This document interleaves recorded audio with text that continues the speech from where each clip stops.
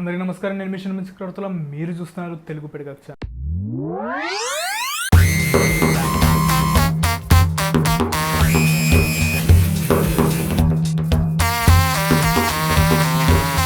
Friends, ఈ వీడియోలో నేను మీకు బ్లెండర్లో సాఫ్ట్ బాడీకి సంబంధించిన ఫిజిక్స్ సెట్టింగ్స్ని డిఫరెంట్ వాల్యూస్తో ఎక్స్పెరిమెంట్ చేసి మీకు చూపిస్తాను.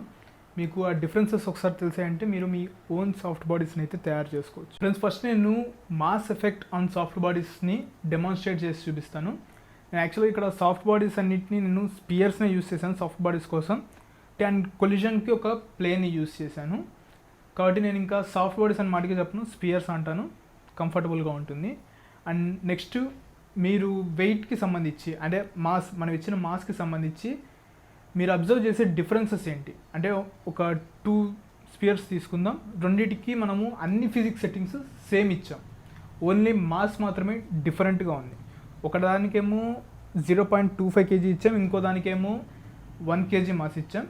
సో ఈ రెండింటికి మధ్య డిఫరెన్స్ ఎలా ఉంటుంది అనేది మీకు ఇప్పుడు ఎక్స్ప్లెయిన్ చేస్తాను. మీరు మేజర్గా 3 డిఫరెన్సెస్ని అయితే మీరు చూడొచ్చు వీటిలో. ఫస్ట్ డిఫరెన్స్ వచ్చేసరికి అవి గ్రౌండ్ని రీచ్ అవ్వడానికి వాటికి పట్టే టైం. అండ్ సెకండ్ డిఫరెన్స్ వచ్చేసరికి డీఫార్మేషన్. అండ్ థర్డ్ డిఫరెన్స్ వచ్చేసరికి షేప్ రీగెయిన్. ఫస్ట్ దాని గురించి మాట్లాడుకుంటే ఇది మీరు సిమ్యులేషన్ టైం ఎంత ఇచ్చారనే దాన్ని బట్టి డిపెండ్ అయి ఉంటుంది. అండ్ నేను ఇచ్చిన దాంట్లో మీకు 1 సెకండ్ డిఫరెన్స్ అయితే ఉంటుంది. సో ఎక్కువ మాస్ ఉండే ఆబ్జెక్టు గ్రౌండ్ని చాలా త్వరగా రీచ్ అవుతుంది. అదే తక్కువ మాస్ ఉన్న ఆబ్జెక్టు గ్రౌండ్ని రీచ్ అవ్వడానికి టైం పడుతుంది. మనం స్కూల్లో చదువుకుని ఉంటాం, రాక్ అండ్ పేపర్ ఒక బిల్డింగ్ పై నుంచి వదిలేసామంటే గ్రౌండ్ని ఏది రీచ్ అవుతుంది ఫాస్ట్గా అంటే రాక్, ఎందుకంటే దానికి మాస్ ఎక్కువగా ఉంది కాబట్టి. అండ్ నెక్స్ట్ సెకండ్ దానికి వస్తే డీఫార్మేషన్. ఈ డీఫార్మేషన్ అంటే ఏం లేదు, ఇప్పుడు నేను అన్ని స్పియర్స్ యూస్ చేశాను కదా. సో ఏదైనా ఒక ఆబ్జెక్టు దాని ఒరిజినల్ ఫామ్ని కోల్పోవడాన్ని డీఫార్మేషన్ అంటాం. ఇక్కడైతే మనకి అది కొలిజన్ జరగడం వల్ల, కొలిజన్ ఇంపాక్ట్ వల్ల డీఫార్మేషన్ అనేది జరుగుతుంది. ఈ డీఫార్మేషన్ ఏదైతే ఉందో ఇది మనకి ఎక్కువ మాస్ ఉండే ఆబ్జెక్ట్స్లో ఎక్కువగా ఉంటుంది, తక్కువ మాస్ ఉండే ఆబ్జెక్ట్స్లో తక్కువగా ఉంటుంది. ఓన్లీ ఫ్రీ ఫాలింగ్ బాడీస్ గురించి నేను మాట్లాడుతున్నాను. నేను మీకు డెమాన్స్ట్రేట్ చేసేది ఫ్రీ ఫాలింగ్ బాడీస్ని. అదే మనము ఒక స్నూకర్స్ ఉంది కదా, స్నూకర్స్లో బాల్స్ని సాఫ్ట్ బాడీస్గా యూజ్ చేసామనుకోండి. సో అలాంటి సిచ్యువేషన్లో మనకి వేరేలా ఉంటుంది ఇది. ఇక్కడ మన situation free falling body situation. Free falling body సినారియోలో మనకి ఎక్కువ మాస్ దేనికైతే ఉంటుందో అది ఎక్కువ డీఫామ్ అవుతుంది, తక్కువ మాస్ దేనికైతే ఉంటుందో అది తక్కువ డీఫామ్ అవుతుంది. అండ్ థర్డ్ది వచ్చేసరికి షేప్ రీగెయినింగ్. షేప్ రీగెయినింగ్ విషయానికి వస్తే ఎక్కువ మాస్ ఉండేవి ఏవైతే ఉన్నాయో ఆబ్జెక్ట్స్ అవి వాటి షేప్ని రీగెయిన్ చేసుకోవడానికి చాలా టైం తీసుకుంటాయి, ఎందుకంటే వాటిలో డీఫార్మేషన్ అనేది ఎక్కువ జరుగుతుంది. ఫ్రీ ఫాలింగ్ బాడీ కేస్ గుర్తుపెట్టుకోండి. సో వీటికి డీఫార్మేషన్ అయిన తర్వాత వాటిని షేప్ రీగెయిన్ చేసుకోవడానికి చాలా టైం పడుతుంది, ఎందుకంటే ఎక్కువ డీఫార్మేషన్ జరిగింది కాబట్టి. అదే తక్కువ మాస్ ఉండేవైతే వాటిలో డీఫార్మేషన్ తక్కువ జరిగింది కాబట్టి త్వరగా షేప్ని రీగెయిన్ చేసుకుంటాయి. అలాగే మల్టిపుల్ ఇంపాక్ట్స్ ఏవైతే ఉంటాయో అవి ఎక్కువ మాస్ ఉండే ఆబ్జెక్ట్ మీద ఎక్కువగా ఉంటాయి, తక్కువ మాస్ ఉండే ఆబ్జెక్ట్ మీద తక్కువగా ఉంటాయి. కాబట్టి వన్స్ ఈ తక్కువ మాస్ ఉండే ఆబ్జెక్ట్స్ వాటి షేప్ని రీగెయిన్ చేసుకున్న తర్వాత తిరిగి మళ్ళీ వాటి షేప్ని పెద్దగా లూజ్ అవ్వవు, అంటే ఎక్కువగా డీఫామ్ అవ్వవు. సో దానివల్ల షేప్ రీగెయినింగ్ పవర్ విషయానికి వస్తే మనకి తక్కువ మాస్ ఉండే ఆబ్జెక్ట్స్ బాగా పర్ఫామ్ చేస్తాయి. ఫ్రెండ్స్, ఇప్పుడు మనం సెల్ఫ్ కొలిజన్ ఇంపాక్ట్ ఎలా ఉంటుంది అనేది చూద్దాం సాఫ్ట్ బాడీస్ మీద. ఒకసారి మీరు మీ స్క్రీన్లో మీకు 2 వీడియోస్ ఉన్నాయి. 2 వీడియోస్లోనే మీకు డిఫరెంట్ కలర్స్ బాల్స్ అయితే ఉన్నాయి. ఒకటి green, violet, white, red, sky blue. ఈ బాల్స్ అన్నీ అయితే మీకు స్క్రీన్ మీద ఉన్నాయి. అండ్ ఒక్కొక్క కలర్ బాల్కి ఒక్కొక్క రకమైన సెట్టింగ్స్ అయితే ఇచ్చాం. అండ్ అవి 2 వీడియోస్లో ఆ కలర్ బాల్కి సేమ్ సెట్టింగ్స్ అయితే ఉంటాయి. అండ్ నెక్స్ట్ ఇంకో విషయానికి వస్తే green, violet and white balls ఇవైతే ఉన్నాయి వాటికి బెండింగ్ 10 ఉంటుంది. And red and sky blue బాల్స్కి బెండింగ్ 0 ఉంటుంది. ఇప్పుడు యాక్చువల్గా సెల్ఫ్ కొలిజన్ ఇంపాక్ట్ అనేది మనకి బెండింగ్ 0 ఉండే వాటి మీద చాలా నీట్గా అయితే కనిపిస్తుంది. మీరు జస్ట్ వీడియోని చూసేటప్పుడు మీకు డైరెక్ట్గా అయితే మీరు చెప్పేయచ్చు సెల్ఫ్ కొలిజన్ ఆన్లో ఉందా ఆఫ్లో ఉందా అని. ఈ ఫ్రీలీ ఫాలింగ్ బాడీస్ కేసులో ఒకసారి మీరు రెడ్ అండ్ స్కై బ్లూ బాల్స్ని అబ్జర్వ్ చేస్తే ఈ సెల్ఫ్ కొలిజన్ ఆఫ్ ఉన్న వీడియోలో అవి రిమైనింగ్ బాల్స్ లాగానే కిందకి పడే వరకు, అంటే కొలిజన్ జరిగే వరకు నార్మల్గానే ఉన్నాయి, రిమైనింగ్ బాల్స్ లాగే ఉన్నాయి. అవి జస్ట్ ఎక్కువగా డీఫామ్ అవుతున్నాయి అండ్ వాటి షేప్ని రీగెయిన్ చేసుకోవట్లేదు అంతే. సెల్ఫ్ కొలిషన్ ఆఫ్ ఉండే దాంట్లో, సెల్ఫ్ కొలిషన్ ఆన్ ఉండే దాంట్లో కూడా సేమ్ ప్రాసెస్ జరుగుతుంది. కాకపోతే అవి గాల్లో ఉన్నప్పుడే డీఫార్మింగ్ స్టార్ట్ చేసాయి, అంటే వాటి షేప్ని అవి కోల్పోవడం స్టార్ట్ చేసాయి. సో సెల్ఫ్ కొలిషన్ ఆన్ చేసినప్పుడు మీరు ఫ్రీలీ ఫాలింగ్ బాడీస్కి బెండింగ్ కానీ 0 పెట్టారంటే అవి ఎయిర్లో ఉన్నప్పుడే వాటి షేప్ని అవి కోల్పోతాయి. అదే మీరు బెండింగ్ ఏదైనా 5 or 10 or 1 ఏదైనా ఇచ్చినప్పుడు వాటి షేప్ని అవి మ్యాక్సిమం ఉంచుకోవడానికి అయితే ట్రై చేస్తాయి. బెండింగ్ 5 or 10 ఉన్నాయంటే మీకు వాటి షేప్ అయితే లూజ్ అవ్వదు. 5Bలో ఉన్నప్పుడు మీకు చిన్న చిన్న డిఫరెన్సెస్ అయితే మీరు చూడొచ్చు. ఎయిర్లోనే వాటికి డీఫార్మేషన్ అయితే మీరు అబ్జర్వ్ చేయొచ్చు. ఇప్పుడు సాఫ్ట్ బాడీస్ మీద బెండింగ్ వాల్యూస్ యొక్క ఇంపాక్ట్ ఎలా ఉంటుందో చూపిస్తాను నేను మీకు. మీ ముందు యాక్చువల్గా 5 balls అయితే ఉన్నాయి, green, violet, white, sky blue and red. And వాటికి డిఫరెంట్ బెండింగ్ వాల్యూస్ అయితే ఇచ్చాను. 0 నుంచి స్టార్ట్ చేసి 10 వరకు 2.5, 2.5 ఇంక్రీజ్ చేస్తూ ఇచ్చాను. కొన్ని స్టాండర్డ్ వాల్యూస్ అనుకుందాం వీటిని. సో ఇప్పుడు మనము గ్రీన్ కలర్ బాల్ని మీరు అబ్జర్వ్ చేస్తే కొలిజన్ జరిగిన తర్వాత మనకి అది కంప్లీట్గా బేస్కి స్టిక్ అయితే అయిపోయింది. లైక్ అది ఇంకా దాని షేప్ని రీగెయిన్ చేసుకోకుండా బేస్కి అతుక్కుపోయింది. అండ్ దాని తర్వాత మీరు వైలెట్ కలర్ బాల్ని చూసారంటే అది మీకు 75% వరకు మీకు డీఫామ్ అయితే అయిపోయింది, ఒక సిలిండర్ లాగా అయితే తయారైంది. అండ్ అది మళ్ళీ దాని షేప్ని రీగెయిన్ అయితే చేసుకుంది. తర్వాత వైట్ కలర్ బాల్ విషయానికి వస్తే అది మనకి 50% అయితే డీఫామ్ అయింది అండ్ తిరిగి దాని షేప్ని రీగెయిన్ చేసుకుంది. స్కై బ్లూ కలర్ బాల్ దాని ప్రీవియస్ బాల్స్ అన్నిటికంటే కొంచెం తక్కువే డీఫామ్ అయింది, ఒక 25% అలా డీఫామ్ అయింది. And last red colour ball మీరు చూసినట్లయితే అది మనకి ఓన్లీ 10 to 15% మాత్రమే డీఫామ్ అయింది, చాలా తక్కువ. దాని ముందు ఉండే బాల్స్ అన్నిటికంటే చాలా తక్కువగా అయితే డీఫామ్ అయింది అది. యాక్చువల్గా మనకి డీఫార్మేషన్ అనేది బెండింగ్ వాల్యూస్ ఇంక్రీజ్ చేసే కొద్దీ తగ్గుతూ వెళ్తుంది. అంటే deformation is inversely proportional to bending, లేదా bending is inversely proportional to deformation. Bending పెరిగితే డీఫార్మేషన్ తగ్గుతుంది, బెండింగ్ తగ్గితే డీఫార్మేషన్ పెరుగుతుంది. సో మీరు బెండింగ్ వాల్యూస్ని మీకు ఎంత డీఫార్మేషన్ కావాలి అనేది మీకు ఐడియా ఉంటే మీరు దాన్ని బట్టి మీరు బెండింగ్ వాల్యూస్ని అయితే ఇచ్చుకోవాల్సి ఉంటుంది. అండ్ ఇక్కడ మనకి డీఫార్మేషన్తో పాటు ఇంకొక 2 ఫ్యాక్టర్స్ ఉన్నాయి. అంటే రీకండిషన్ లేదా మీకు రీవ్యాంప్ అనుకోవచ్చు, లేదా షేప్ రీగెయినింగ్ అనుకోవచ్చు. అండ్ అలాగే బౌన్సీనెస్. సో బౌన్సీనెస్ అలాగే రీగెయినింగ్, షేప్ రీగెయినింగ్, ఈ 2 కూడా మనకి బెండింగ్కి డైరెక్ట్గా ప్రపోర్షనల్ అవుతాయి. అంటే మీకు బెండింగ్ వాల్యూని మీరు పెంచారంటే మీకు షేప్ రీగెయినింగ్ అనేది కొంచెం త్వరగా ఉంటుంది. అలాగే బెండింగ్ వాల్యూని మీరు తగ్గించారంటే మీకు షేప్ రీగెయినింగ్ కూడా తగ్గిపోతుంది. మీరు బెండింగ్ వాల్యూని 0 పెడితే మీకు ఆ షేప్ అసలు రీగెయిన్ అవ్వదు. అండ్ నెక్స్ట్ బౌన్సీనెస్, అంటే బాల్ కింద పడిన తర్వాత, స్పియర్ కింద పడిన తర్వాత ఎన్నిసార్లు తిరిగి బౌన్స్ అయింది, అంటే లేచి మళ్ళీ పడింది. సో ఈ బౌన్సీనెస్ కూడా మీకు బెండింగ్ వాల్యూని బట్టి ఇంక్రీజ్ అవుతూ ఉంటుంది. మీరు ఫస్ట్ బాల్ని చూసినట్లయితే ఫస్ట్ బాల్ మనకి తిరిగి పైకి లేవలేదు, గ్రీన్ బాల్ అది స్టిక్ అయిపోయింది, 0 బౌన్సీనెస్ కాబట్టి, 0 బెండింగ్ కాబట్టి బౌన్సీనెస్ కూడా 0 ఉంది. అదే రెడ్ కలర్ బాల్ చూస్తే మనకి మిగిలిన బాల్స్ అన్నిటికంటే చాలాసార్లు బౌన్స్ అయితే అయింది, ఎందుకంటే దానికి బెండింగ్ వాల్యూ ఎక్కువ ఉంది కాబట్టి.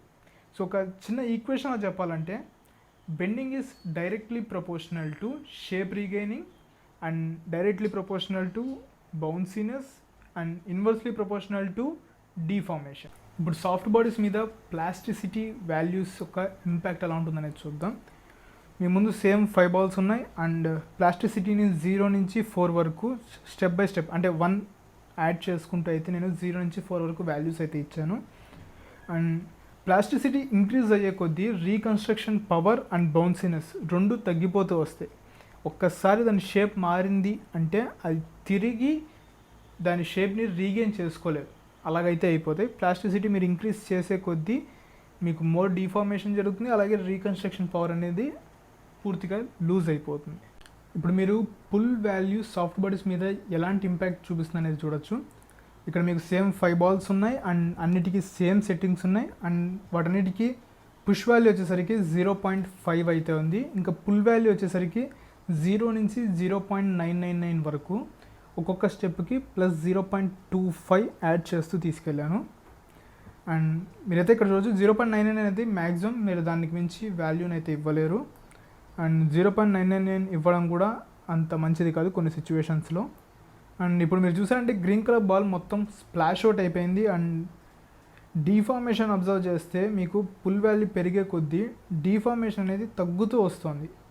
And shape regaining and bounciness ఈ రెండు పెరుగుతూ వస్తున్నాయి. అంటే ఇక్కడ మనం అర్థం చేసుకోవాల్సిన విషయం ఏంటంటే ఫ్రీ ఫాలింగ్ బాడీ కేసులో పుష్ వాల్యూ అనేది 0.5 ఉన్నప్పుడు స్టాండర్డ్గా ఈ పుల్ వాల్యూ అనేది బౌన్సీనెస్కి అలాగే రీకన్స్ట్రక్షన్ పవర్కి డైరెక్ట్లీ ప్రపోర్షనల్గా ఉంటుంది. అలాగే డీఫార్మేషన్కి ఇండైరెక్ట్లీ ప్రపోర్షనల్గా ఉంటుంది. అంటే మీరు పుల్ వాల్యూని పెంచే కొద్దీ డీఫార్మేషన్ తగ్గుతుంది, పుల్ వాల్యూని తగ్గించే కొద్దీ డీఫార్మేషన్ పెరుగుతుంది. ఇంకా బౌన్సీనెస్ అనేది మీరు పుల్ వాల్యూ పెంచితే బాల్ ఎక్కువగా బౌన్స్ అవుతుంది, మీరు పుల్ వాల్యూ తగ్గిస్తే బాల్ తక్కువగా బౌన్స్ అవుతుంది. షేప్ రీగైనింగ్ కూడా సేమ్, మీరు పుల్ వాల్యూ పెంచితే త్వరగా మీకు షేప్ రీగైన్ అవుతుంది, మీరు పుల్ వాల్యూని తగ్గించారంటే షేప్ రీగైనింగ్ కూడా తగ్గుతుంది. పుల్ వాల్యూ గురించి డిస్కస్ చేసాం కదా, ఇప్పుడు పుష్ వాల్యూ గురించి డిస్కస్ చేద్దాం. మీకు సేమ్ బాల్స్ ఉన్నాయి అండ్ ఈసారి నేను అన్నిటికీ సేమ్ సెట్టింగ్స్, ఇందాక ఉండే సెట్టింగ్స్ ఉన్నాయి. అండ్ పుల్ వాల్యూకి మాత్రం నేను 0.5ని స్టాండర్డ్గా పెట్టేశాను. కేవలం పుష్ వాల్యూని మాత్రమే 0 నుంచి 0.99 వరకు 0.25 ఇంక్రిమెంట్తో అయితే ఒక్కొక్క బాల్కి ఇచ్చాను. అండ్ మీరు బాగా అబ్జర్వ్ చేస్తే పుష్ వాల్యూ పెరిగే కొద్దీ డీఫార్మేషన్ తగ్గుతుంది, bounciness and shape regaining power అనేవి పెరుగుతున్నాయి. యాక్చువల్గా మీకు ఇలాంటి కేసులో అంటే ఒక ఫ్రీలీ ఫాలింగ్ బాడీ ఏదైతే ఉందో ఫ్రీ ఫాలింగ్ బాడీ కేసులో మీకు పుల్ వాల్యూని స్టాండర్డ్గా ఉంచి మీకు బాగా బౌన్స్ అయ్యే బాల్ కావాలనుకుంటే మీరు ఎక్కువ పుష్ వాల్యూని ఇవ్వాల్సి ఉంటుంది. అలాగే మీకు స్టిక్కీగా అయిపోవాలనుకుంటే మీరు తక్కువ పుష్ వాల్యూని ఇవ్వాల్సి ఉంటుంది. పుల్ వాల్యూ ఇంపాక్ట్ చూసేసాం, పుష్ వాల్యూ ఇంపాక్ట్ కూడా చూస్తాం. ఇప్పుడు పుల్ అండ్ పుష్ రెండింటికి సేమ్ వాల్యూస్ ఇచ్చినప్పుడు ఆ ఇంపాక్ట్ ఎలా ఉంటుందనేది చూద్దాం. మీకు మళ్ళీ సేమ్ బాల్స్ ఉన్నాయి అండ్ వాటికి ఉండే సెట్టింగ్స్ అన్నీ కూడా సేమ్ ఉన్నాయి, ఫ్రీలీ ఫాలింగ్ బాడీస్ అవి. అండ్ ఇక్కడ pull value and push value రెండింటికి నేను సేమ్ వాల్యూస్ అయితే ఇచ్చాను. అంటే పుల్ 0 ఉంటే పుష్ కూడా 0నే ఉంటుంది, పుల్ 0.5 ఉంటే పుష్ కూడా 0.5 ఉంటుంది. అలా నేను ప్లస్ 0.25 ఇంక్రిమెంట్తో నేను 5 బాల్స్కి అయితే నేను వీటిని అరేంజ్ చేశాను. అండ్ ఇప్పుడు నేను ఒకసారి రెడ్ బాల్ని అబ్జర్వ్ చేస్తే ఇది మీకు స్టార్టింగ్లో ఉండి వెంటనే డిసపియర్ అయిపోయింది. జస్ట్ సిమ్యులేషన్ స్టార్ట్ అవగానే మీకు రెడ్ బాల్ అనేది డిసపియర్ అయితే అయిపోయింది. అండ్ సో మీరు ఇది గుర్తుపెట్టుకోండి, మీరు బోత్ పుల్ అండ్ పుష్ రెండింటిని ఎక్స్ట్రీమ్ ఇచ్చారంటే 0.99 ఇచ్చారంటే మీకు ఏదో ఒక గ్లిచ్ అయితే అవుతుంది, సరిగ్గా పర్ఫామ్ అయితే కాదు.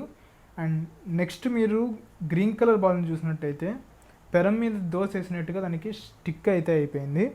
కాబట్టి మీకు ఇలాంటి ఏదైనా ఒక సీన్ ఉందనుకోండి, అంటే ఒక బాల్ వచ్చి స్టిక్ అయిపోవాలి కొలైడింగ్ సర్ఫేస్కి, అలాంటి సీన్ ఉండే చోట మీరు బోత్ పుల్ అండ్ పుష్ రెండింటిని 0 అయితే యూస్ చేయొచ్చు. చాలా పర్ఫెక్ట్గా అయితే స్టిక్ అయింది అది.